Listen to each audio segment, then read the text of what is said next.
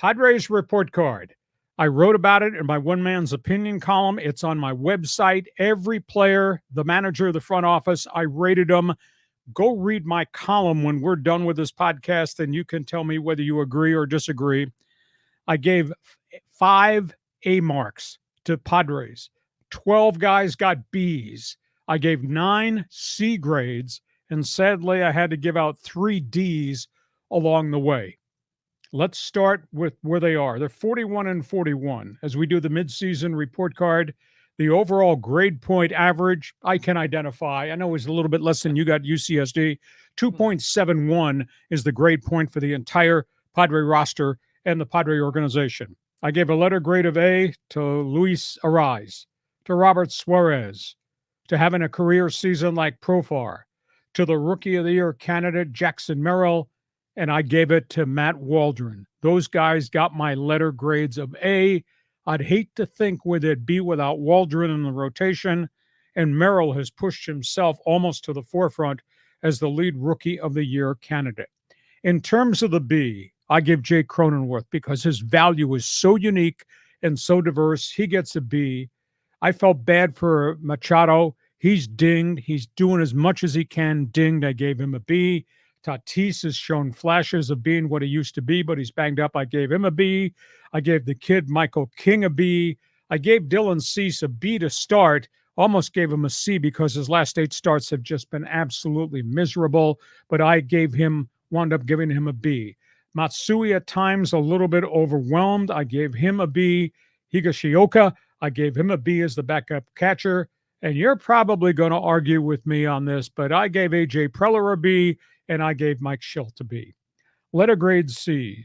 Hashan Kim is just not the same shortstop right now through the first half of the season. He got a C. Darvish, because of age and injury, gets a C. Peralta has just not contributed.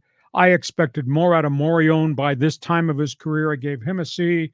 Sadly, I gave Bogaerts a C because he was having a lousy season before he got hurt. Letter grade D. It's unfair of me to do this, but I based it on what you contributed the first half of the season. Joe Musgrove has to get a D because he's had 5 injuries in 14 months. I don't know who Tom Cosgrove is. Journeyman reliever. I gave him a D. And De Los Santos. Yeah, he's got stuff, but he's given up 9 home runs. Can you trust him? I gave him a D. I don't give anybody an F along the way.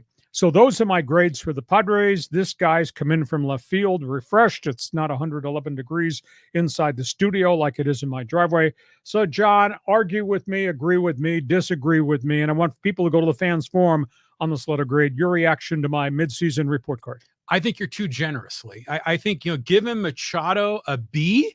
I mean, the guy has not performed to Machado standards. He's not even performed to the standards that we would expect for a starting third baseman in the league. I mean, because, he's been hurt. I mean, I would give him a C. Matsui a B. Matsui has been shaky. Higashioka a B. Come on, that's the catching position. Both Campusano and Higashioka are Ds. But don't you love Matt Waldron getting an A, the number 5 starter? And the kid, Jackson Merrill, doing everything. Nobody. Well deserved. The day spring training ended, I don't think anybody could have thought this would be the way the kid would play. By the way, speaking of the Padres and A.J. Preller, he's in his 9th year. They've had 3 winning seasons in 9 years, including the COVID season when they finally got to the playoffs. Been to postseason only twice. A.J. Preller's composite record with his team, his trades, his players, the contracts he's given out, 754 wins, 816 losses in 9 years. He's 62 games under 500. And we've been close to going to the World Series. No, not at all. In 9 years, 62 games under the 500 mark. So maybe I shouldn't have given him a B. Maybe it should have been more like a C, but I was grading it on the first half of the season and what AJ's done to find players. And fast forward Jackson Merrill's development, I gave him a B. You buy what I say? You shocked at that record I just told you about? No. Well, first of all, they did get close to the World Series a couple of years ago. They got to the NLCS. That's good. The first half of A.J. Preller's time here, after the whole Matt Kemp and Justin Upton stuff, we were dealing with like, like who was like some of our guys. It was like Peralta was playing second base, and it was a bunch of no names. And Will Myers was your number 3 hitter. That was when we were intentionally tanking to get all those draft picks. So the first half of that, I don't really give him too much, business there. The last 2 years, he's almost been even Steven 500. So I don't know.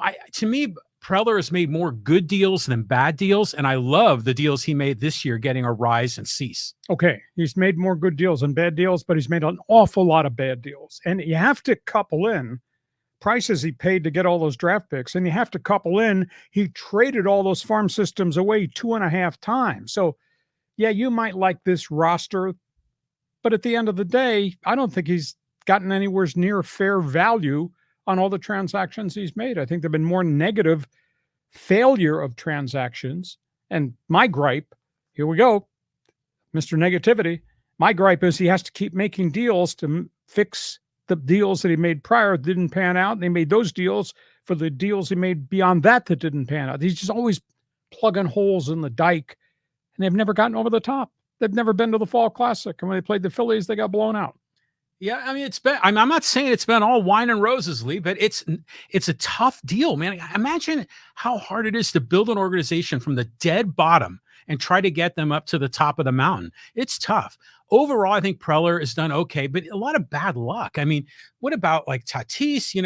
He gets screwed over by the drug testing. He has the motorcycle accident. All these things that are beyond the scope of what AJ Preller can do. And when he signed Bogarts, we all said, "Oh, another shortstop. Oh, that's a long contract." But overall, we were still optimistic.